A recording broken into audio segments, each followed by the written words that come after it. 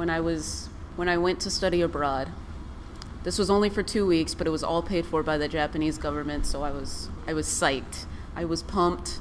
I was ready. My Japanese teacher specifically chose me and 12 other people to go abroad. And so when we went abroad, it was a language cultural development program to spread awareness for building cultural relations amongst America and Japan. Standard stuff. We went to go visit a Japanese high school and to meet our homestay friends. And one part after we did the initial ceremony and we were talking and we were getting to know each other, all in Japanese, they said, "Hey, now that you guys have got to learn the ins and outs of Japanese high school, why don't you guys go experience a class?" And I was like, whoa, a class in Japanese. I hope I get English. I did not get English.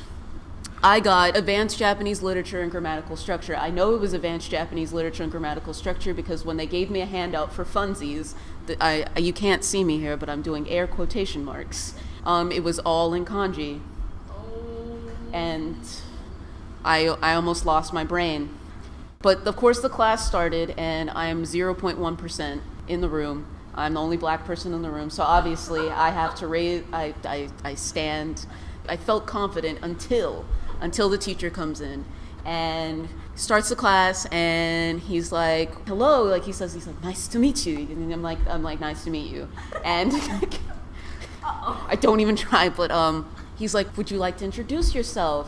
I couldn't hear anything because the entire class was talking because they were so excited that I was there and I could speak Japanese and that I was generally just a cool person all around, so I didn't hear the teacher introduce himself. So when I went to say, "Hi, konnichiwa, dozo yoroshiku," I can't even remember his name now because I was so mortified, but I called him by his first name. Now, here, this usually isn't that big of a deal, but there it was like the 5th level of friendship, I guess.